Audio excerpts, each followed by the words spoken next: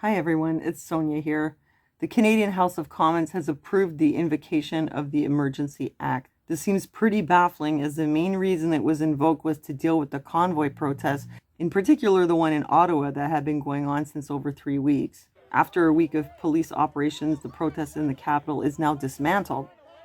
So why has the Emergency Act passed? Trudeau said it was necessary since the convoy protest movement is still active and there may be more blockades in the future. Future problems? That doesn't sound like a very good reason to impose martial law. It seems like a self-fulfilling prophecy, though, as new blockades will start in response to the passing of this act. Also strikes. Despite opposition from the Conservatives and the Bloc Québécois, the act was approved because of the support of the NDP.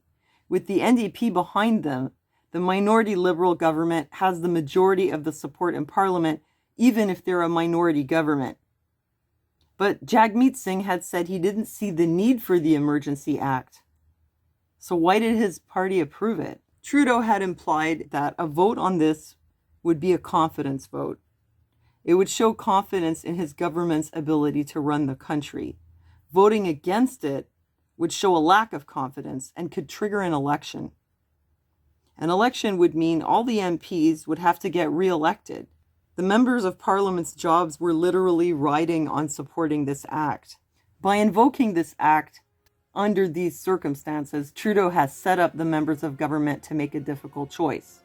Show support for Trudeau by voting in support of this act, or show a lack of confidence by voting against it and set the fall of the dominoes in motion.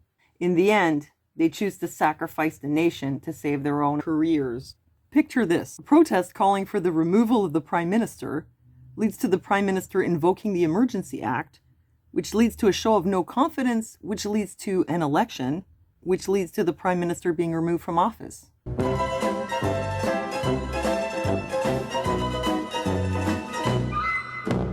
The NDP and the Liberals wanted to avoid that kind of poetic justice at all costs, so they were stuck having to approve martial law.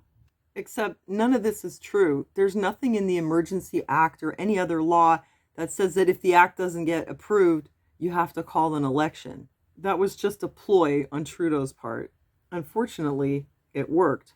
Now that the act is in, Trudeau is already talking about needing to keep it in place for 2 to 3 months. It's supposed to be 30 days, subject to renewal, but he's expecting it will be renewed more than once. 2 to 3 months to flatten the protests is likely to be like 2 weeks to flatten the curve. There's a good chance this will be renewed repeatedly for an extended period of time, and that the measures will be extended far beyond the protests.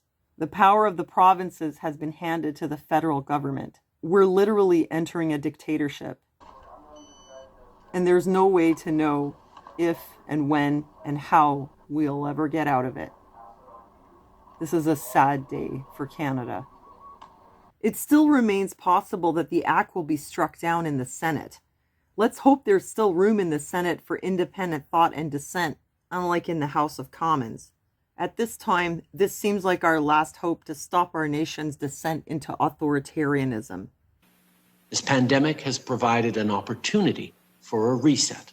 This is our chance to accelerate our pre-pandemic efforts to reimagine economic systems that actually address global challenges like extreme poverty, inequality, and climate change. Building back better means getting support to the most vulnerable while maintaining our momentum on reaching the 2030 Agenda for Sustainable Development and the SDGs. Admiration I actually have for China,